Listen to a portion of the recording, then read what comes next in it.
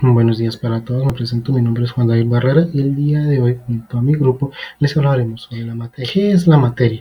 La materia es todo aquello que ocupa un lugar en el espacio, tiene masa y volumen y que puede percibirse por los sentidos o medirse con instrumentos. La materia se presenta en 4 estados, los cuales son sólidos, líquidos, gases y plasma. En los sólidos las partículas están muy juntas y vibran en posiciones fijas como en los huesos o tejido muscular. En los líquidos las partículas están más separadas, lo cual les permite deslizarse unas sobre otras como en la sangre o el agua. Los gases tienen partículas que están mucho más separadas y se mueven rápidamente en todas direcciones, como lo es el oxígeno que inhalamos. Y por último encontramos el plasma, en el cual las partículas tienen electrones libres, lo cual lo convierte en un gas tan energético que forma una mezcla de iones y electrones en movimiento constante. En la siguiente imagen podemos apreciar un experimento donde por medio de un lingote caliente se transforma el hielo en agua y luego en vapor de agua. En la siguiente imagen podemos apreciar un experimento donde por medio de un lingote caliente se transforma el hielo en agua y luego en vapor de agua. Clasificación de la materia. La materia se puede clasificar en sustancias y mezclas. Las sustancias son formas puras de la materia con composición fija y propiedades definidas, las cuales no pueden separarse en componentes más simples por métodos físicos. Las sustancias se clasifican en elementos y compuestos. Los elementos son todos aquellos formados por un solo tipo de átomo, por ejemplo el oxígeno. Y los compuestos están formados por la unión química de dos o más elementos en proporciones fijas, como lo es el agua y la sal. También encontramos las mezclas, las cuales son la combinación física de dos o más sustancias en proporciones variables. Cada componente conserva sus propiedades y éstas se pueden separar por métodos físicos. Las mezclas se clasifican en homogéneas, las cuales tienen una apariencia uniforme y no se distinguen sus componentes, y las heterogéneas, las cuales se distinguen sus componentes a simple vista o con el microscopio. En la naturaleza los compuestos son más comunes que los elementos. En los elementos no se pueden descomponer en sustancias más sencillas.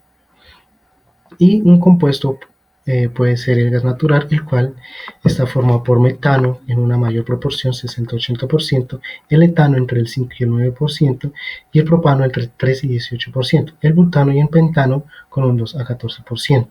Un ejemplo de una mezcla puede ser una ensalada, la cual, como podemos observar en la imagen, sus componentes se aprecian a simple vista. Otro ejemplo de compuesto puede ser la formación del óxido de magnesio a partir de los elementos que lo conforman, el cual es el magnesio y el oxígeno. Buenos días, mi nombre es Nicole Vega y les voy a hablar acerca de las propiedades de la materia.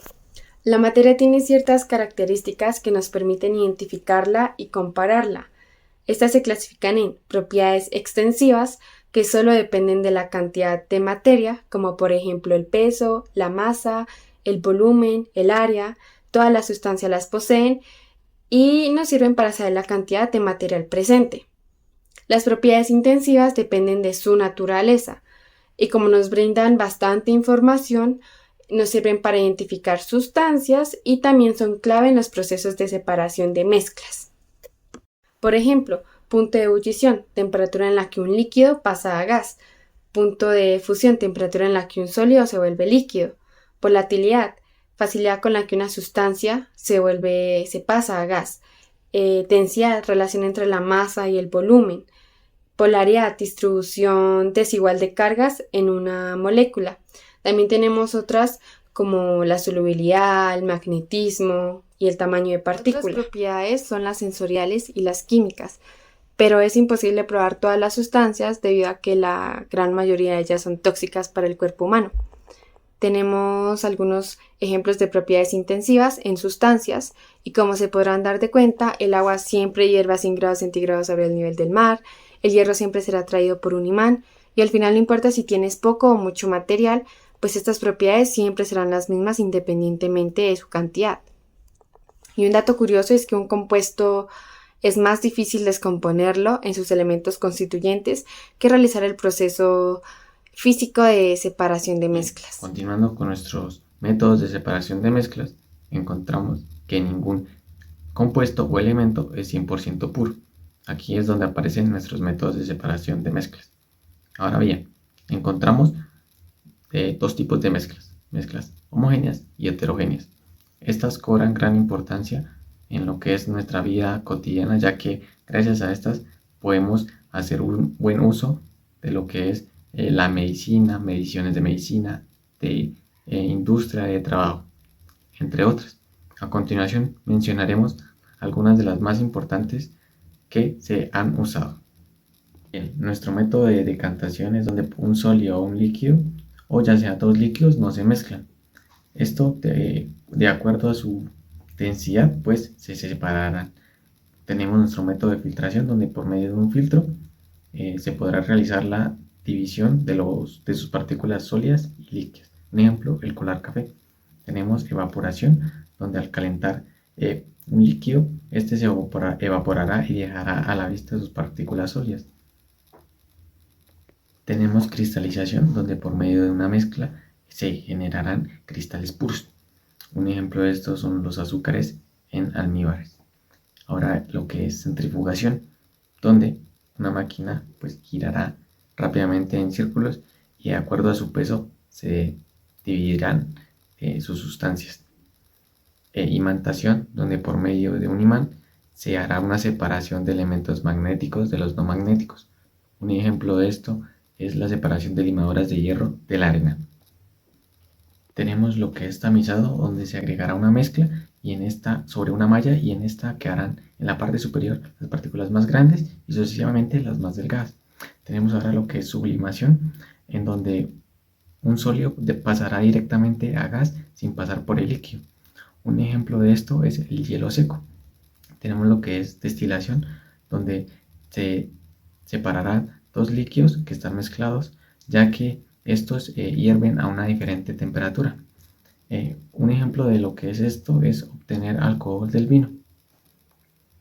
A continuación, explicaremos algunos ejercicios del libro de Gutiérrez Franco y López Cuevas de las páginas 69 a la 71, en el que se nos pide identificar los métodos para separar una mezcla de tres sustancias: agua, alcohol etílico y azufre.